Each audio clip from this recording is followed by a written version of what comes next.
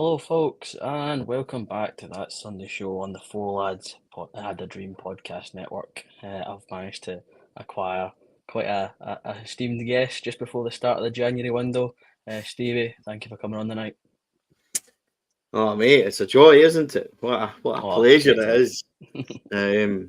So good. We had so many volunteers for tonight's show that I had to come and keep you company. So, yeah, listen, delighted to talk Rangers with you. You know that, and with everyone tuning in. Yes, hello folks, thank you for tuning in. Just before we get into it quickly, just down below us, our sponsors for the season, Rhino Express, Clyffe Joinery, Athol Industrial Solutions, CSD Air Conditioning, Black Rooster and Art of Gold. Thank you for your support. Certainly helps us through when you've got games like that today. Just quickly, again, same as last week, had a lot of joy getting comments from the listeners listening live. Get some comments and want to know. I have a funny feeling I know what a lot of them will be about. But yeah, get them in. We will react to them. Just in the meantime, we'll crack on with the agenda, Stevie. Start with what we usually do with that team that came out. Some surprises there, Stevie. What I like to get your immediate reaction to it because mine was, I'm guessing, quite similar. What was your thoughts? I was shocked. Normally, there's a surprise. Normally, there's a wee curveball in there. And this is very easy to say now. People need to, or people want to go and look at the social media comments at the time. I think every single person thought it was a mistake. I certainly did. A lot of the comments surrounding individuals that managed to come in, and there's just some things I don't understand. Look, back four, completely understand, right? He's more or less hands are tied. Midfield two, Diamandi Raskin, fine again, no problem at all. But I'm struggling when it comes to the changes up top, and I do not buy the the comments of from Clement about having to rotate and things like that, and because a lot of it doesn't make sense, and I'll come to that in a wee bit. Kieran Dowell is like a kind of Hamid Namucci figure from back in the glory days, and people of my era will know what I'm talking about. Comes in for one game, out for months. Comes in for one game, out for months. And dare I say it, Hamid Namucci was actually an okay player in an Alex McLeish's team, but he's that kind of figure that, like, he pops in for 45 minutes and we're surprised when he doesn't play well, or the manager is surprised when he doesn't play well and takes him off. I am struggling to see where he played today was ever going to be a good idea. On the other side, Oscar Cortez comes in, plays 60 minutes, has had 45 minutes in the B team, nowhere near ready. That's the only kind of involvement he's had since the start of the season, more or less. And I said to everybody after the B game, we need to take our time with this boy, and we've flung him in today. And those two don't make sense. Danny coming in again, that's the best idea because he's our best number 9. He's in a number 10 position, so he's not in the box. And Cyril's up top, who is being put to the side in the last few games, just cast away, and then is suddenly put back in just to just to do what we know he can do. It just doesn't make any sense. To me, the front four was never ever going to work. And that was the problem with it straight away. The rest of the team, okay, understandable. And this is where it becomes tricky for me because, saying that Czerny and Eagleman are too tired and things like that, and I just don't buy it. They didn't look tired when they came on. And I think that in that situation, you always start with your best team, especially with your front men. There's some players that you can't rotate. There's some players that you shouldn't rotate. And we're not good enough. And I think this is patently clear and has been, Andrew, to make that level of changes. Czerny, Eagleman are vital to what we're trying to do. And the ones that coming in aren't anywhere near their level. So that's the biggest issues I had with it straight away. You take Jeffy out, there was no pace anywhere in that team, and you're looking for it to go side to side, and you're hoping to float balls in and cause issues. And it's not like we have big front men to cause problems, Andrew. So initially, it just screamed danger to me. There was too many players trying to get fit, waiting to get fit in the first team straight away. There was not enough danger, not enough attacking threat anywhere in the team, no pace.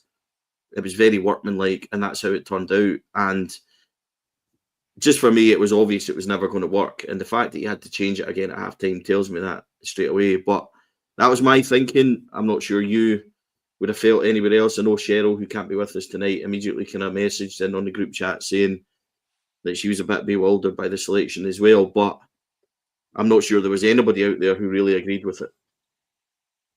Yeah, there's only so long I can have my Matondo tinted glasses on and being happy I seen him back on the bench. Yeah, I think I'd put the Home Alone Kevin gif with Dowell in our group chat. But yeah, it poses a great question. And I'll bring it up, Colin. Who's picking the team? Clement or the sports scientist? It's a really tough one because we complained all of last season. How many injuries are we going to get? This is ridiculous. Whether it is that or it isn't, and he is just being extra careful, who knows? But these are things that if we don't have the depth, it will cost us. But I think that's just a an insight into the bigger picture around our club at the minute, with in terms of recruitment and players who we think are good enough. Can I just chuck something in? See if that's the case today with Cherny and that, right? Okay, absolutely fine. But it's the selection that causes me the biggest issue. Bringing in Kieran Dowell, like he's capable of doing anything different or playing to a level that we need him to, you would get far more grace if you say Zach Lovelace is starting this game out in the wide, pace, power, and he's young. Yep, he's a bit raw, but we're going to give him a go because at least the fans would then understand that situation. And Clement has said he's all for young players playing and them getting a chance and things like that. I just don't see why he ever thought that selection would work and what he was going to get out of it, because everybody looked at it and thought that's not going to work. But if everybody had seen Lovelace in because Cherny can't start because he's not fit, they would have went, or I would have imagined the majority would have went, right, okay, we're missing Cherny, huge blow. Let's see what Lovelace has got to give. I understand it a wee bit. But when you're doing that and you set yourself almost up to fail, I don't see how we can be surprised at that first half performance, particularly by the ones who go in and then automatically come off. It's kind of predictable, and that's a problem when you find yourself 2-0 down, Andrew. Yeah, I think, how the best parts of the last week and of uptaking form have been the players that dropped out today. I think I don't want to say damning, but it is one of these things. You go back to old reliables in the case of what we've seen before during the kind of the poor stretches, and there was no different. There was no surprises.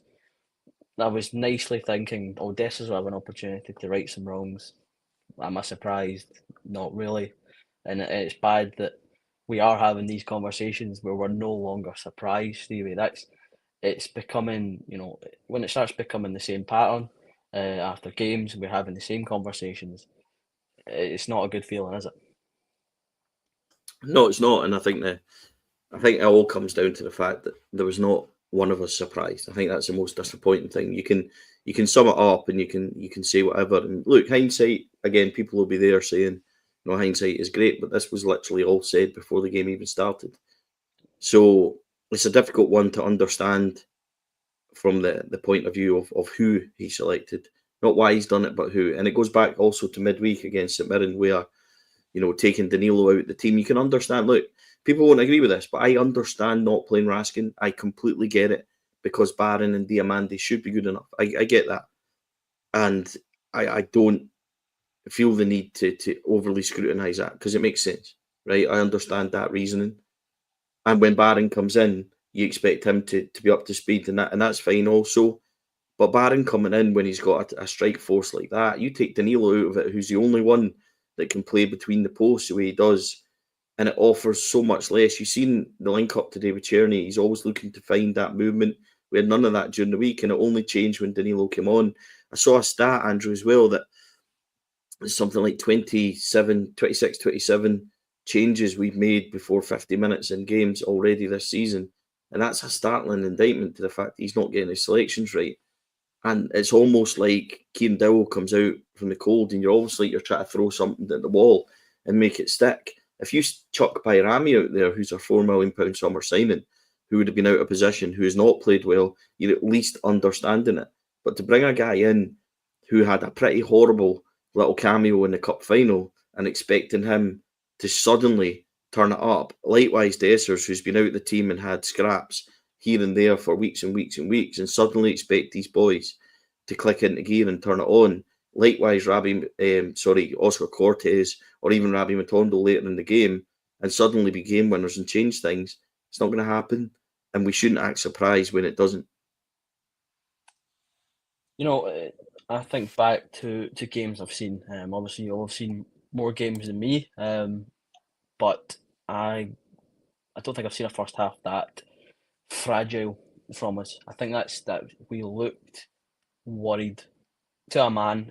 Maybe apart from Ridvan, I suppose, but on the ball, but off the ball at least, I think he falls under it as well. We looked so worried to be under any sort of pressure from Motherwell. And it just obviously the 16th minute, I'm not even going to. I heard it earlier and I was trying to commit it to memory, but I'm not going to pronounce the boy's name. Probably both actually. The last thing I need is to butcher both their names, but the strike force from Motherwell. It's another one where the strikers they try and get physical, they get up in our faces, and we just couldn't seem to handle it, Stevie. I mean, we talk about robbing proper. I'm still yet to see anything of the player that was advertised, and the whole thing about you'll need time, you'll need time. He's he's not got time, and we seem to just keep thinking it'll fix itself, it'll fix itself. I know you've talked about it there, the youth as an option. I know he had a pretty tough night against Liverpool, but and I just bring one up here.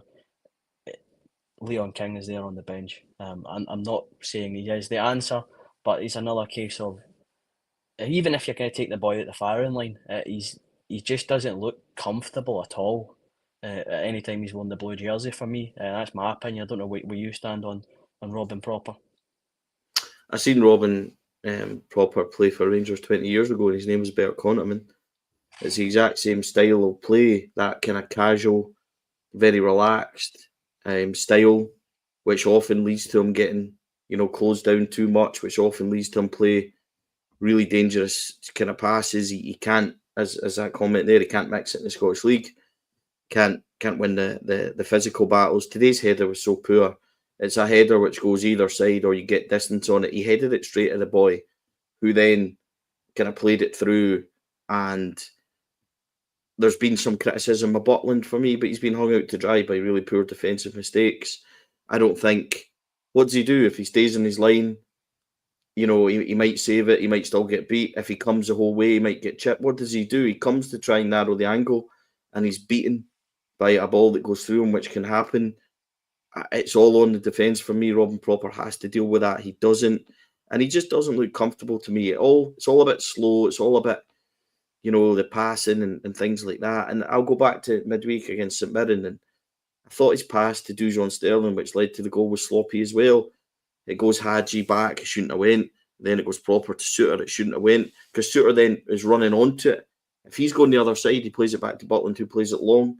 The whole bit about that during the week was wrong. And it's wee things like that. And then this clearance today, he just doesn't look comfortable for me. And I think that's fine. But when you've got people coming out in the press saying, in Holland, it's okay if we draw or get beat and things like that, I question that mentality then if you're coming to Rangers, because we talk about doing our homework on players and making sure we got the right people and the right mentality and things like that. But you've got a guy openly saying he's not used to winning every week and he doesn't know how that feels, etc., etc. It just doesn't work for me. He's not impressed. He had an okay game against Tottenham. I think that was, I think that's fair to say. He was largely kind of solid enough in that. But in Scotland, I just think he's like that comment there. Certainly so far, he needs a huge uplift in his performances because he's not been value for money, that's for sure, Andrew. Yeah, I think I'll obviously not hold it too much as tomorrow. I know there'll be comments about Jack Butland. I've seen a few tomorrow on the flagship show. There'll be a bit of discussion about Jack.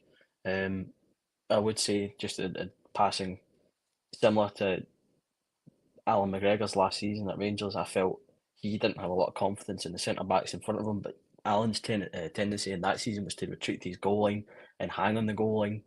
Jack seems to do the opposite, where he needs to come out and try and do it himself. I think that we've seen that with the St Mirren penalty. He's trying to make up for it, and I think I'm putting it down to confidence and the people in front of him. But yeah, we'll leave it on Butland. Obviously tomorrow we'll have an interesting discussion on the flagship about the man between the sticks. Obviously we conceded 2 goals in the first half. I'm thinking as one went in, we're a goal behind at half time in the cup semi final. Obviously different kettle of fish. This is league football, but 2-0. I'm thinking the boos here are going to be catastrophic. How are they going to raise it in the second half? Granted, they seem to do it, but how many times are we going to continue to be behind at half time, Stevie, and leave ourselves a mountain to climb?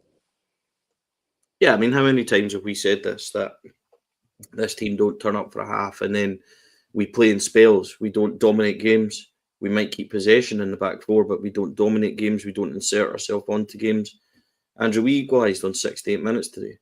There was 22 minutes and then another 10 to go. And we didn't trouble Motherwell. We didn't have the intensity. We didn't have the guile to open them up or just to pen them properly in and make them succumb to chances. I think the only chances we really had was a Matondo header and Danilo going over in the best part of 30 odd minutes. And that's not good enough. And this is a problem. And it was the same with St Mirren during the week. We tend to have a half where you can forget about it. Then they get a ball, and they come out and they play for 20 minutes and they'll score or they'll equalise, and then the intensity drops. And that's what happened during the week. Now, St Mirren went on and scored. Motherwell today were starting to venture forward in the last 10, 15 as well, but they were dead on their feet. So they couldn't really do what St Mirren managed to do, or they never got that opportunity, frontman-wise. But it was the exact same repeat scenario. It was the exact same kind of repeat performance. If you look at Eagleman's miss in St Mirren, that's more or less the same kind of time scale as Matondo's header miss today. It's the exact same period of play kind of repeating itself all over again. And we're just, do you know what? It all comes down to the fact is that we are not good enough player-wise. I think that's totally fair. We have one or two individual players that are good. Eagleman is a wee bit raw and a wee bit wild, but capable of special stuff. I would put Tierney in that bracket. I've not seen enough of anybody else to really say that they're up there as well. Danilo is a goal scorer, will finish chances if he's given them. And I just think the rest is a rest of, lightness of lightness. I don't think anyone's outstanding. I don't think anyone's averagely good. I just think they're all the same level, and you're relying on somebody to do something, and I think that it kind of shows in the performances and the results. 4 wins and I think potentially 14 away games now, stretching back into last season. I mean, it doesn't lie, does it?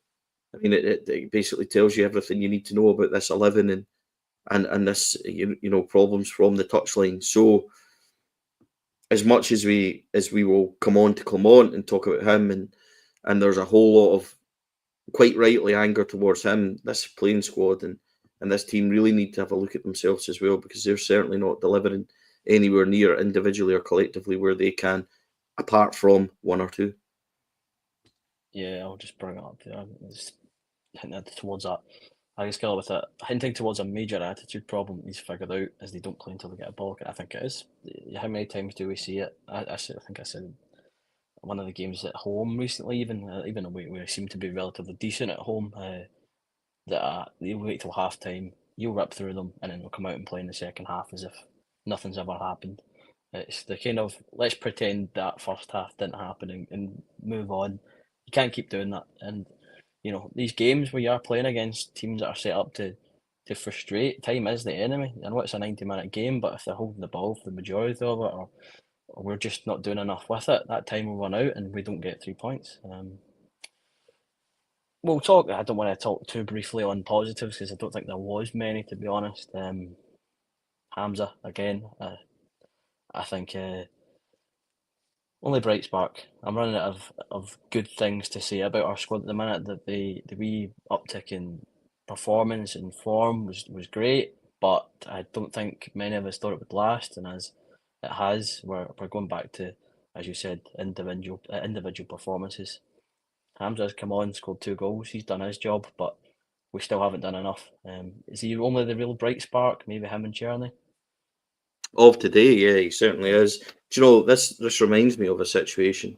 Again, you're going back 20 odd years when Advocat was really struggling and Kenny Miller began to get flung in, and Kenny got his 5 goals against St Mirren, and Kenny was raw, and he would score, I think, against Monaco Champions League, and he came in a wee run of form as well. And it was because we were kind of lacking and we were grasping onto something. Hamza Igamani isn't Kenny Miller. Kenny Miller isn't Hamza Igamani. So I'm comparing the situations, not the players as such. But I think it shows where we are team-wise, struggling for any kind of spark. I think you're right on Czerny. Czerny, the thing is about Czerny, it always doesn't come off, but he never hides. He's constantly looking for the ball, constantly trying to make it work. I was disappointed in Matondo when he came on, but that's a guy that hasn't played in 6 months. So you can see that. I think our delivery, again, questionable at times. Danilo dropped right out of the game. I think towards the end, he had his wee half chance, which you need him to hit the target in that moment. And aside of that, there's not much else there, really, is there? So, yeah, Hamza was great today. Scored 2 really good goals, really good finish. Excuse me, really good finish for the first, and a piece of brilliance for the second. We seem to love that kind of step in. We don't do it too much, but when it does, it normally is pretty good. And yeah, two really good goals. But at that point, Andrew, as I said, you're 68 minutes. Go then and press and push them on, and nothing happened. It was a complete damn squib, and it was the exact same during the week. Go and create, go and pressure, go keep the pace, get the tempo up, and do that. And remember, this is Philippe Clement, who told us that he would have his team ready for 3 games in a week, much fitter than we've ever seen, and ready to, do all these things in games and press towards the end. I think there was a quote today on Sky saying that we've only scored a couple of goals in the last 15 minutes in games this year, and it shows why. So there's a lot of things that can be said, but you get the second and you're ready and you're like, right, they've got time to recover, really well done. They've got back into it. They've shown that desire and fight. Good. Part the first half, done 20 minutes work, brilliant. Go and win it. And I'm waiting, like everybody else, and you're waiting, and just you don't get it. And it's the same midweek as well. 20 minutes back in the game, and then we tail off. That's a big issue for me. As much as I think the attitude thing's right. Even if it's not right, it's a reasonable question when you get things like that today. Again, we'll get onto the manager. Just not being able to figure out the league, as Jails56 kind of mentions here. The thing about that, the stunner from the Egerman, I thought it was a superb finish. The way he's managed to bend it into the far corner. It's because there's so much, overloading the one side of the park. By the time it breaks back over to Ridvan, he's got Matondo outside of him and Hamza in front of him. It's almost like one of these mini breaks. And this is one of these things. We do look okay when we have that time and space to drive at teams. But that's the rarity in Scottish football. That's the issue that I have with it, is you don't get that opportunity 9 times out of 10. It's only because of, not picking up the ball coming across from Motherwell's point of view that there is the time for Ridvan and Matondo to kind of motion that they're going to go outside from to then go back into Hamza. I don't think we have an answer to these teams. That's one of these things. And until he does, we're going to keep seeing results like that. I know, but the frustration for that then, Andrew, comes, and why everybody gets so annoyed and upset at it is we aren't 3 weeks or 6 weeks or 10 weeks into his tenure. It's over a year. None of this should be a surprise.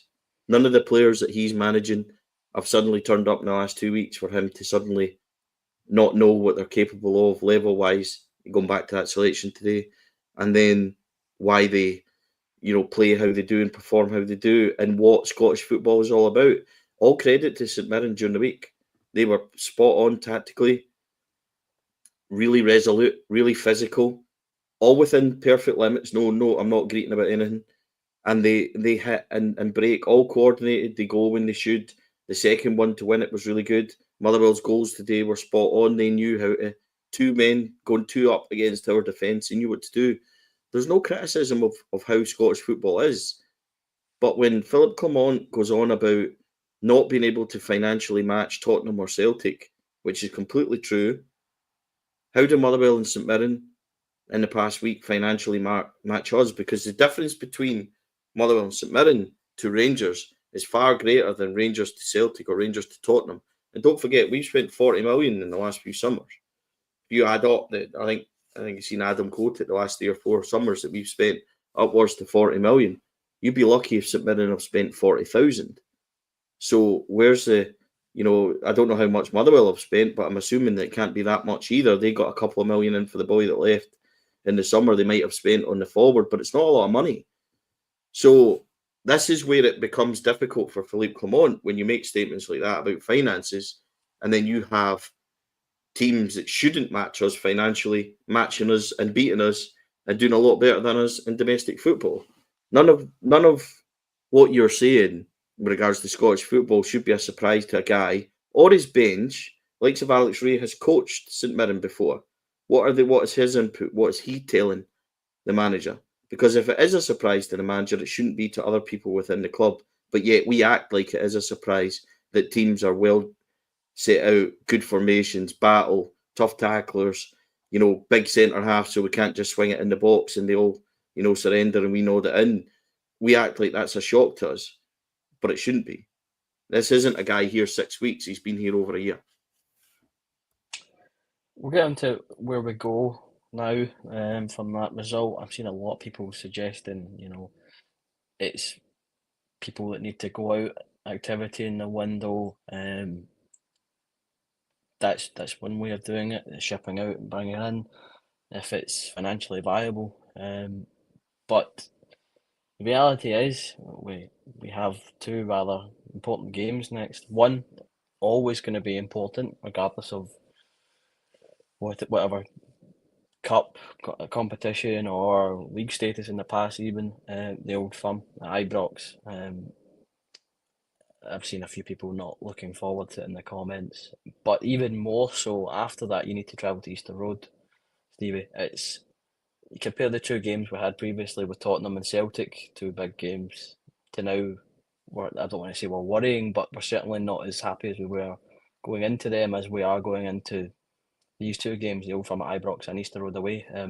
It's I don't want to say it's a damning statement on our last 3 games of a 3 game picture where we have seemed to revert back to what we were doing, but it's these games are going to be monumental for Clement if he has a chance to stamp any sort of new vein of life into this team. Well, let's be honest. Celtic are miles ahead. They've got a very good team. And I don't want to spend too much time blowing smoke or talking about them, but let's be brutally honest. They're far away ahead of us. To get anything from them, we need a full strength team and everybody playing well. And at that moment in time, we're not. So we face that on Thursday, right? Fine. Then you go to Easter Road. Hibs have finally clicked. And I spoke about this actually a couple of months ago on David Gray and Hibs.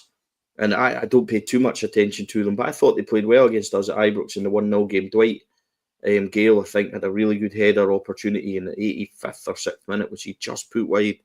And if they got a draw that day, you couldn't have argued they missed a penalty as well. And that's probably an indictment of where we are. But I always felt for Hibs that we kind of turn and they'll smell blood.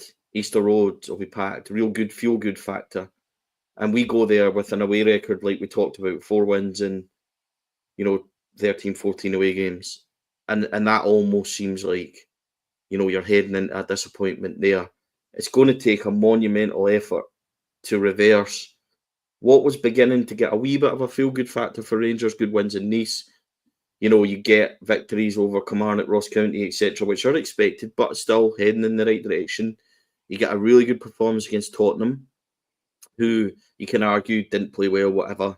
Then you go toe-to-toe with Celtic, and we don't win the game, but we see something, there's battling, etc., which, considering they've scalped us so many times recently, 3-0, etc., you're right, okay, we're on the right road, and then you're right back at square one. And that's the problem we've got going into these games, that we have to lift ourselves again. We're going to have to do something different with a team. We're going to have to, rely on people hitting form, and you're against a Celtic team who will smell blood and come for us, and a Hibs team who will be the exact same, and they need to stand up to it. And it goes back to what you said earlier about us being fragile and being, kind of soft-centred, which I think most people said today online. How are we going to stand up to it?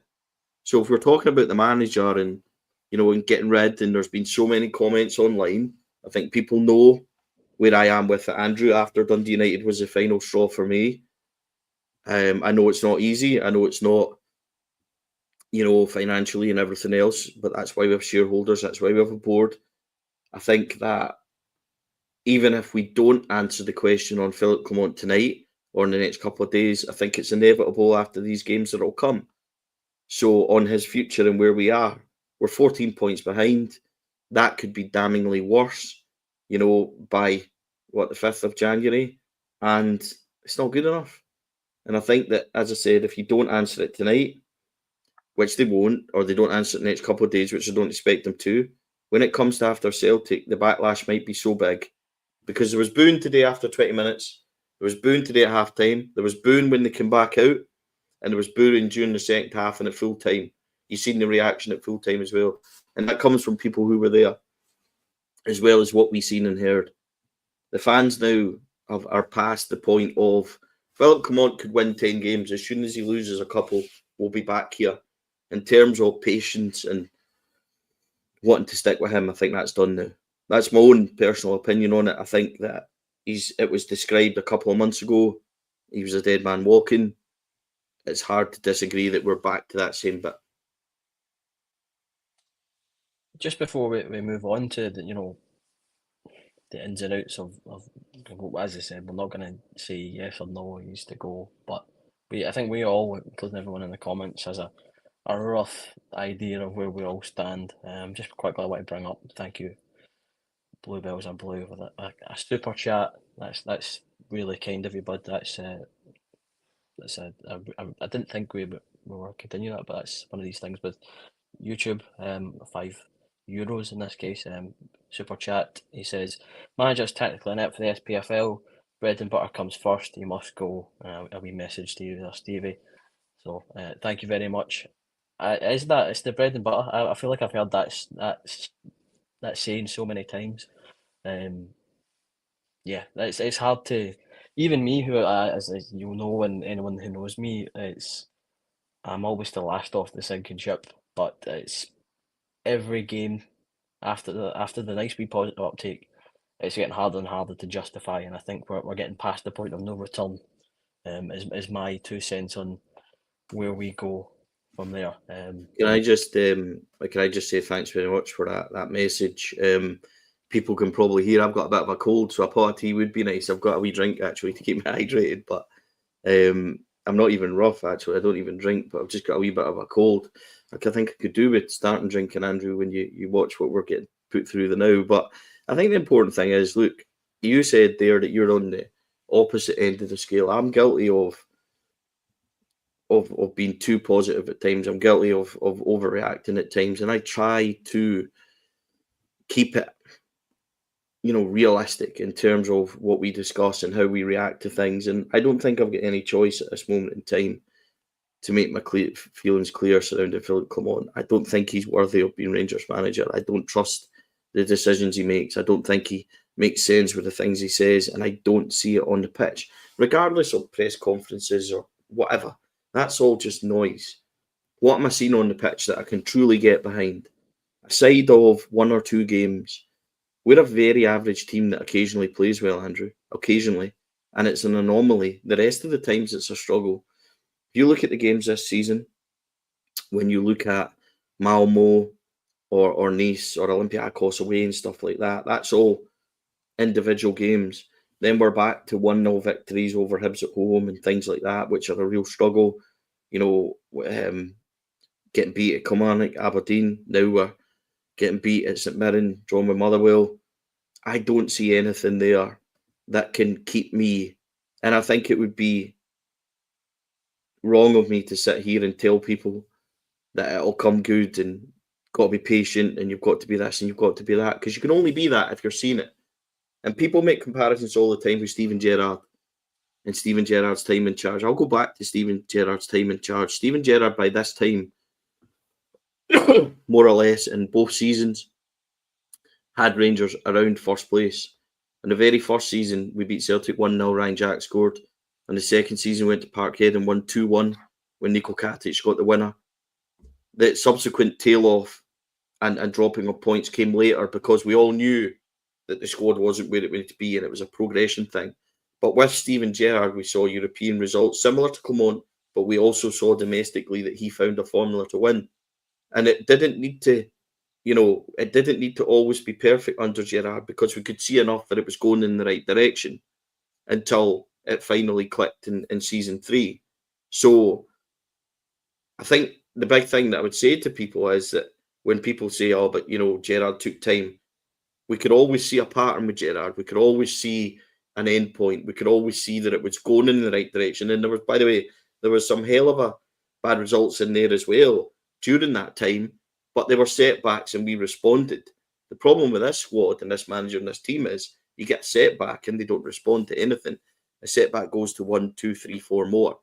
And that's my biggest concern with the management and where we are now. I've just ran out of what I would say is faith in anything that he's doing. Yeah, I think obviously I'm just pull up and all, and it's like Aberdeen. You mentioned Dundee United. There has been, I don't want to say outstanding circumstances is the reason why, but you're getting to that is the only reason he's still here. With the way everything is at the moment, but the reality of that is you've got 2 games in which form and any other metric will tell you that we're probably not going to enjoy these next 2 games. I think that's blatantly obvious. And at what point have you gone too far? As I said myself, I do lean to the good side, but and seeing things that maybe people don't, and as a way to keep people in and keep them in the team and in charge in some cases. But those performances are 1 in 6 games, where 5 are awful. So I think there's going to be a big call needing to be made shortly. Whether or not it's after 1 or after 2 of those games coming up, who knows? That's for our new men in charge to decide. I'll just bring up one I seen earlier based on, we kind of subtly mentioned it, the team selection against Celtic. I think we'll probably see a couple more. Your Agamans and Cherny maybe back in if the sports science allows them to be, is a nice way of saying it.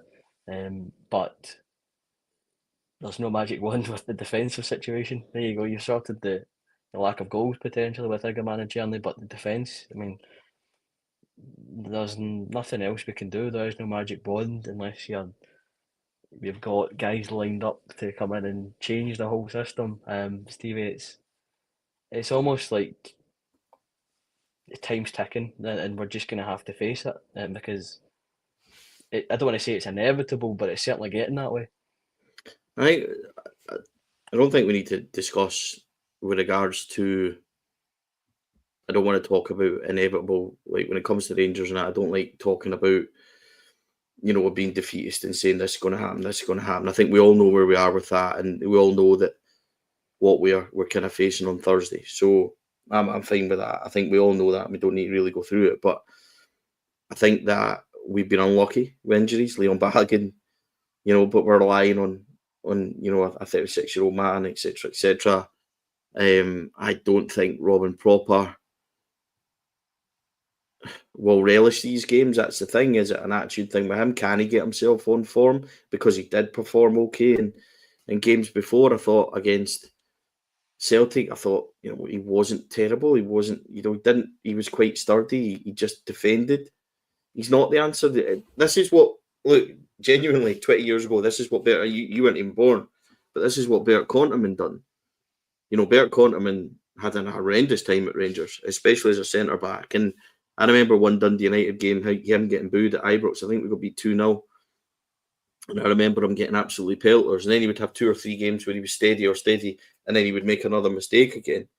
The Conterman Proper kind of comparisons are striking in the way that they play. I think it's just a style of play that they have, an attitude that they have, etc. So, and by they, I mean like defenders that come that are not Scottish based. This is what we talked about before. Like when you get a Scottish defender like Lewis Mayo for Kilmarnock, for example, just an example. I'm not talking about your big defenders at Celtic or whatever, who are the ones in the league that people look at. Fine, I understand that. I'm talking about your bread and butter Scottish guys who will clear, block, dive into challenges, do absolutely everything. I'm not sure Robin Proper plays with that intensity of one of these guys, which is why when it comes to, the games coming up, I would be really worried about him being there. I understand that. But do you bring Leon King in? Now, I'm a big fan of Leon King. I really like him. I think he's had a hard time. But to bring Leon King in after no first team football in what is almost a year or whatever is almost impossible for that young lad. Clinton Insiala isn't ready yet either.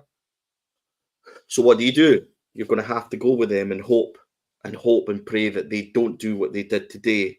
But any team that faces us, I don't particularly think the Celtic play like this, or Hibs for that matter, will just say, dink it right down that middle because they're weak.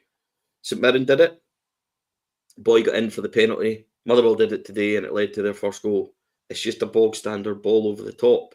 And if we can't defend that, then it doesn't matter who you're playing in games coming up, you're ultimately always going to give away a chance. So I don't think there's a magic wand in terms of selection or things that you can do. He's not going to drop Jack Butland, right? We can all discuss Jack and they'll go in, I think, stat-wise and all that tomorrow into it. Not going to do that. Tab's not going to get dropped. Redvan and Jeffday's going to start, isn't he, at left back? So then you've got Sterling or Proper. There's nobody else there. Leon King isn't getting in the team. Whether we would maybe want him to get a chance, not for a game like this. Raskin and Diamande are going to play in midfield. Connor Barron's tailed off. He's not going to come in. Czerny's going to start on the right. Danilo's going to be your number 9. Egaman will float in on the left, and it probably leaves Hadji coming in. Your team almost selects itself, and you're relying then on Egaman, you're relying on Czerny, you're relying on these guys to do something, and you're relying on Butland picking up form and things at the back. I don't think there's in regards to the question of it's going to be a riot and what we're going to do, we're almost forced into it picking itself. It's not what we want it to be. Suter's not going to make it. Balogun might not make it. Hopefully Balogun will be back. You would play a one-legged Balogun at the back, to be quite honest with you. But we don't know where he is. There's not really anybody else to change it up, is there, Andrew? So No, I don't think, especially not at the back. I was interested in the fact that it waited what, 89 minutes I think it was before Nadeem came on, or rather splashy cash signing in the summer, which I thought was interesting. But I don't know if there is, if he's been told to manage minutes with Bayrami as well. Who knows? But yes, I have to wait and see. I think you're spot on. There is really no there's no magic wand. There is no major changes you can make because what we have is what we have, and you just need to go with it. And we are relying on players finding form when we need it. But the only issue is we have needed it all season, and we haven't had it all season. I think that's the bigger picture again, showing folks. Before we wrap up, obviously tomorrow, as Stevie hinted to, there'll be a bit of Butland debate. Say that 10 times fast. So obviously stick around the channel. Subscribe if you haven't. Notifications on so you get these as they go live. It's been a tough night, Stevie. We've had some of these before, but thank you for coming on nonetheless and helping me get through it. yeah, awesome. Look, thanks for all the Rangers fans that are watching, and a lot of the stuff we say is opinion. We're here for opinion and to discuss things with other Rangers fans. I will never ever sit here and say that what we say or do is right, and there'll be other people that don't agree with the assessment on Clermont, the squad, etc. That's all fine. It's all what opinions are about. But on the show coming up this week, we have the flagship tomorrow night. Shona, Andrew, Kenny, and stuff will be back for that one, and then we have Matchday Vlog on Thursday from the Old Firm, which you might see a lot of me going like this as we go through it. And then we'll be back for the Friday show, and then Matchday Vlog, I think Sunday, Easter Road as well. So there's a lot of output this week. And I would just say thanks to everyone that watches, subscribes, and follows, etc. The majority of the comments, etc., are nice, and a lot of gloating ones, which you've got to expect. So it is what it is. It comes with the territory. So yeah, it's all good fun, Andrew, and that's what it's all about, isn't it? So maybe All one day good at some fun. point we'll have something to smile about. Won't be soon, but hopefully. Aye. Oh well.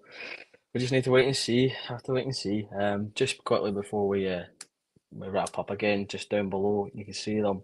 Rhino Express, Clivey Joinery, Athol Industrial Solutions, CSD Air Conditioning, Black Rooster, and Art of Gold. Thank you, thank you, thank you again for your Can we support. just, sorry, before you go, can we just give Jim out a wee shout out at Rhino as well? I done it the other day, but I'll do it getting Jim sorted. Cheryl with tickets today for Park, and Jim's been really good with us for tickets and things like that. So it is appreciated, Jim, and everybody that sponsors, Carlo, Ian, everybody in there that helps us do stuff like this. So much appreciated. Yep. Big thank you. Yes, so as Stevie said, there's your forecast for the channel over the coming days. Keep an eye on it as it happens, but I think it'll be all for us tonight. Thank you to everyone joining live. Thank you for your comments. It was good getting some more comments up on the screen and going through them, but we'll keep that up next time. Thank you for joining me, Andrew Stewart, but until next time, cheers, thank you, and good night.